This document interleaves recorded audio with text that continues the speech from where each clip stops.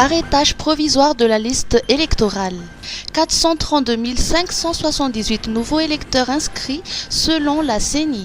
La Commission électorale nationale indépendante a procédé le 28 février 2024 à l'arrêtage provisoire de la liste électorale. Selon les statistiques officielles annoncées par le président de la CENI, Dame Arsène Djenarcid, aujourd'hui en conférence de presse à Al-Arbi, 11 476 414 électeurs sont inscrits sur toute l'étendue du territoire national. Une augmentation de l'ordre de 3,92% par rapport à l'année 2023 est constatée. Ainsi, 432 578 nouveaux électeurs sont inscrits depuis le 1er décembre 2023, ouverture de l'opération de la révision annuelle de la liste électorale. Cependant, la CENI fait remarquer que le registre électoral national ne sera arrêté définitivement que le 15 mai 2024. Les nouvelles listes arrêtées provisoirement le 28 février 2024 seront acheminées vers les bureaux de Fouktane où les citoyens disposeront de 20 jours pour apporter des corrections et rectifications sur leurs données personnelles. De même, l'inscription dans la liste électorale se poursuit. Madagascar-Japon.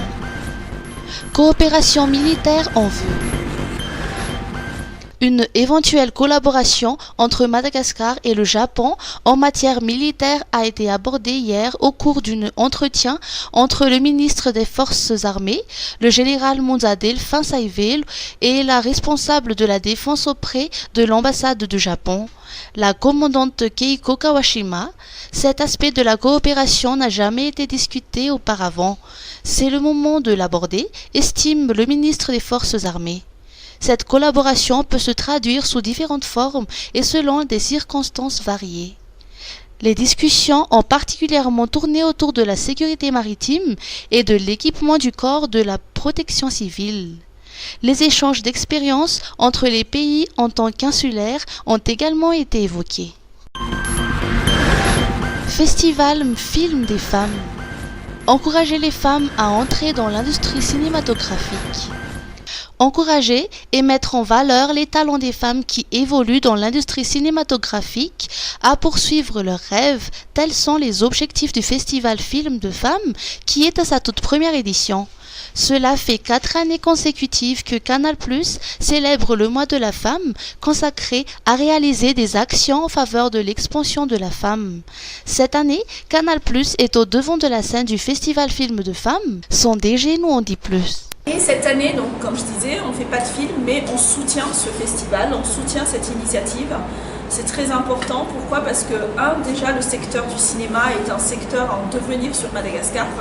On est au tout début, on est aux prémices, il y a beaucoup de choses à faire. Et moi, j'invite vraiment toutes les personnes intéressées par ce secteur d'y aller, d'investir, de travailler dessus.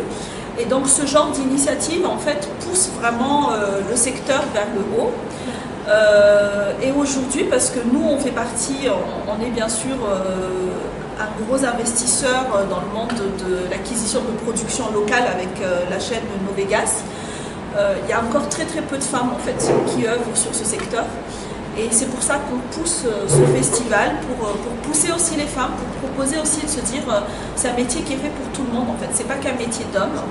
Et donc c'est vraiment un métier qui est fait pour tout le monde, c'est un métier en devenir. L'industrie du cinéma dans plusieurs pays, partout dans le monde, est une industrie très puissante. Des ateliers et des formations gratuites seront dispensés par des professionnels du 7e art pendant 2 jours, les 15 et 16 mars au Canal Olympia d'Indutapenak. Cette session donnera aux femmes, jeunes et moins jeunes, la possibilité de perfectionner leurs compétences et d'apprendre de nouveaux aspects du métier du cinéma. Les inscriptions seront ouvertes au début de la semaine prochaine sur le compte Facebook via Film Festival.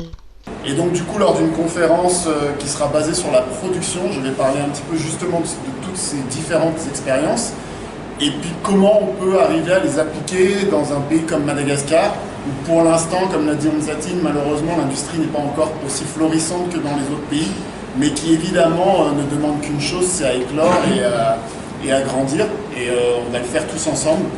Et donc du coup, je vais parler justement de mes expériences parce que je reste persuadé que même si l'art est culturel, la production est universelle, puisque c'est quelque chose qui touche à le pragmatique, alors que l'art, c'est vraiment culturel, ça nous appartient, à nous les Malgaches, et on va faire du cinéma à notre manière, mais c'est important de respecter certains codes, et c'est ces codes-là que je vais parler lors de ma conférence et puis des ateliers. L'appel à films pour ce festival est prolongé jusqu'au 8 mars prochain s'il devrait être clôturé hier. Il s'agit d'une compétition de courts-métrages écrits, réalisés et produits exclusivement par des femmes.